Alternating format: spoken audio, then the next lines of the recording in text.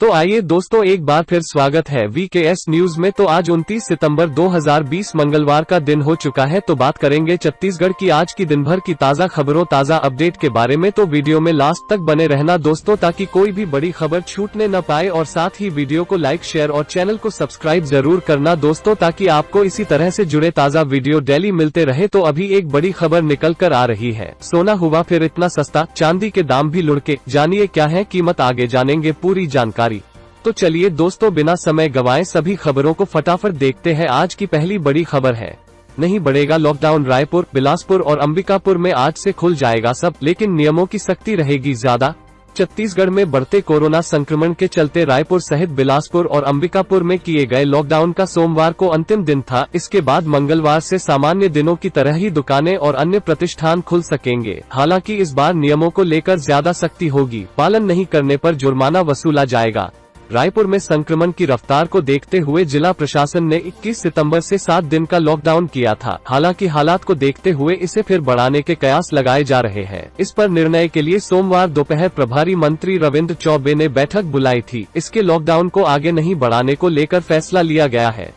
दुकानों और बाजारों में रहेगी सख्ती, भीड़ एकत्र होने पर रोक। लॉकडाउन खत्म करने के साथ ही गाइडलाइन का सख्ती से पालन कराने के आदेश दिए गए हैं। रायपुर में दुकानें सिर्फ रात 8 बजे तक ही खुल सकेंगी। हालांकि होटल और रेस्टोरेंट को रात 10 बजे तक होम डिलीवरी के लिए छूट दी गई है। इस दौरान मास्क, सोशल डिस्टेंसिंग, सैनिटाइजर सहित नियमों का पालन अनिवार्य रहेगा।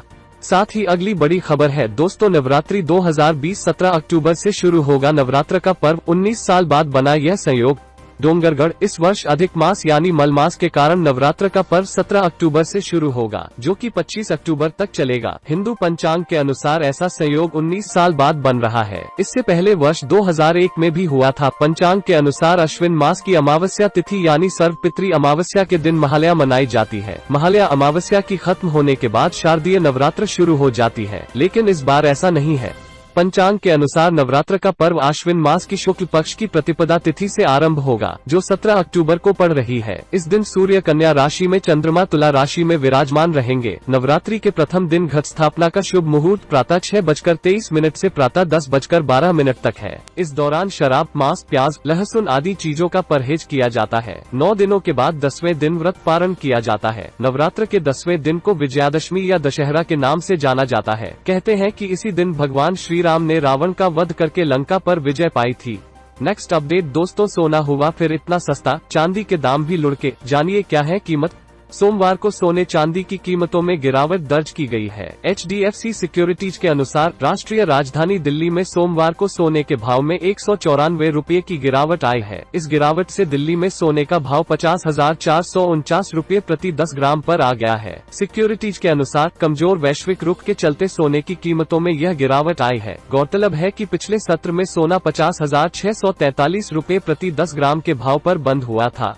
चांदी की हाजिर कीमतों में सोमवार को भारी गिरावट दर्ज की गई है। घरेलू सर्राफा बाजार में सोमवार को चांदी के भाव में 933 रुपये प्रति किलोग्राम की गिरावट दर्ज की गई है। इस गिरावट से चांदी की कीमत 59,274 रुपये प्रति किलोग्राम रह गई है। गौरतलब है कि पिछले सत्र में चांदी 60,207 रुपये प्रति किलोग्राम के भाव पर बंद हुई थी। इसी के साथ अगली बड़ी खबर है दोस्तों, छत्तीसगढ़ NHM स्वास्थ्य कर्मियों की हड़ताल खत्म, आज से लौटेंगे काम पर। छत्तीसगढ़ राष्ट्रीय स्वास्थ्य मिशन NHM कर्मचारियों ने आखिरकार हड़ताल पर ब्रेक लगा दिया है। कार्यकर्ता आज से काम पर लौट रहे हैं। इससे पहले रविवार को NHM कर्मियों ने स्वास्थ्य मंत्री TS सिंहदेव से मुलाकात की थी। उसके बाद आज हड़ताल स्थगित करने का ऐलान कर दिया है। गौरतलब है कि छत्तीसगढ़ में तैनात 13,000 से ज्यादा NHM स्वास्थ्य कर्मी मांगे पूरी नहीं होने पर अनिश्चितकालीन हड़ताल पर चले गए थे, जिसकी वजह से कोरोना काल में राज्य की स्वास्थ्य व्यवस्था भी चरमरा गई थी। हालांकि इस दौरान स्वास्थ्य कर्मियों से सरकार ने आंदोलन नहीं करने की भी अपील की थी, फिर भी वे नहीं माने थे। राज्य सरकार ने NHM स्वास्थ्य कर्मी संघ के पदाधिकारियों को बर्खास्त कर दिया था। साथ ही स्वास्थ्य हड़ताल पर गए कर्मियों को बर्खास्त कर फर्द दर्ज करने का आदेश दिया था। सरकार के इस फैसले से NHM स्वास्थ्य कर्मी और उग्र हो गए और अनिश्चितकालीन हड़ताल पर चले गए थे।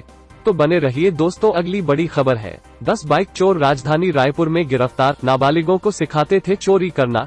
छत्तीसगढ़ के राजधानी रायपुर समेत आसपास की इलाकों में बाइक चोरी की कई घटनाओं को अंजाम देने वाले बाइक चोर गैंग के 10 आरोपी गिरफ्तार किए गए हैं। आरोपियों के पास से करीब 17 दुपहिया वाहन बरामद किए गए। जब्त वाहनों की कीमत लगभग 25 लाख रुपए बताई जा रही है। मिली जानकारी के मुताबिक यह बाइक चोर गिरोह नाबालिगों को पहले बाइक चोरी करना सिखाते थे, उसके बाद बाइक चोरी की घटना को अंजाम देते थे। इसके बाद बाइक को मॉडिफाइड कर महासमुंद, उड़ीसा में सस्ते दामों बेच देते थे। गिरफ्तार आरोपियों में एक नाबालिग भी शामिल है। यह कार्रवाई खमतराई थाना पुलिस द्वारा की गई है। साथ ही अगली बड़ी खबर है छत्तीसगढ़ एक और हाथी की मौत। अब गरियाबंद में कर्ट की चपेट में आया नर हाथी। 6 दिन में 3 हाथियों की मौत हो चुकी है। छत्तीसगढ़ में हाथियों की मौत का सिलसिला एक बार फिर शुरू हो गया है। अब गरियाबंद में एक हाथी की कट लगने से मौत हो गई। नर हाथी 11 kV के बिजली तार की चपेट में आ गया। हादसा विद्युत विभाग की लापरवाही के चलते हुआ है। घटना धवलपुर रेंज के पारा गांव की है। पिछले 4 माह के दौरान प्रदेश में 12 हाथियों की मौत हो चुकी है।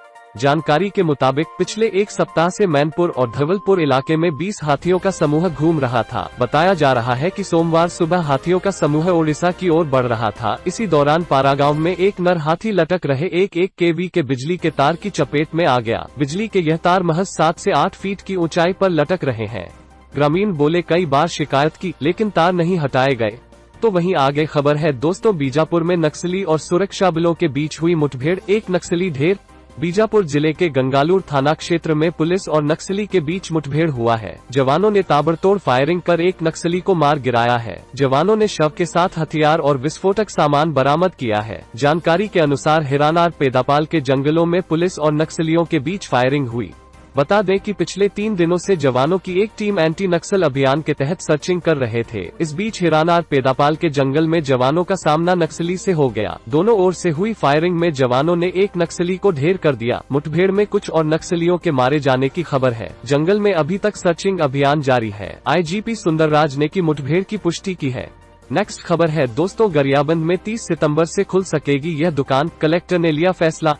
गरियाबंद जिले में 23 सितंबर रात्रि 9 बजे से 30 सितंबर रात्रि 12 बजे तक कंटेनमेंट जोन घोषित कर मात्र छूट प्राप्त गतिविधियों के संचालन की अनुमति दी गई है। वर्तमान में खरीफ फसलों पर कीट प्रकोप बढ़ने की जानकारी प्राप्त होने पर फसलों में कीट प्रकोप रोकने के लिए जिले के नगरीय व ग्रामीण क्षेत्रों में स्थित समस्त कृषि केंद्रों को खाद, बीज एवं दवाई कीटनाशक की बिक्री हेतु 28 सितंबर से 30 सितंबर 2020 तक प्रातः 9 बजे से दोपहर 12 बजे तक खोलने व संचालन की अनुमति कलेक्टर एवं जिला दंडाधिकारी छतर सिंह डेहरे ने निम्न शर्तों के अधीन अनुमति प्रदान किया है।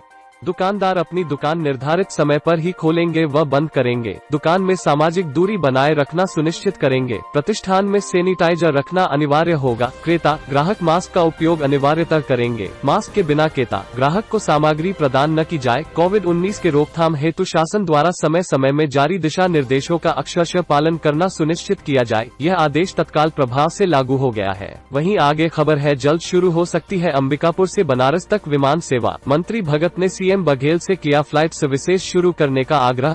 रायपुर मुख्यमंत्री भूपेश की नेतृत्व में छत्तीसगढ़ के विभिन्न शहरों को हवाई सेवा से जोड़ा जा रहा है। अभी हाल ही में राज्य के जगदलपुर, रायपुर से हैदराबाद के लिए हवाई सेवा शुरू की गई है। अब रायपुर, अंबिकापुर से बनारस हवाई सेवा प्रारंभ करने की प्रक्रिया शुरू हो गई है। मुख्यमंत्री बघेल को संस्कृति मंत्री अमरजीत भगत ने पत्र लिखकर रायपुर, अंबिकापुर से बनारस हवाई सेवा शीघ्र प्रारंभ करने का आग्रह किया है।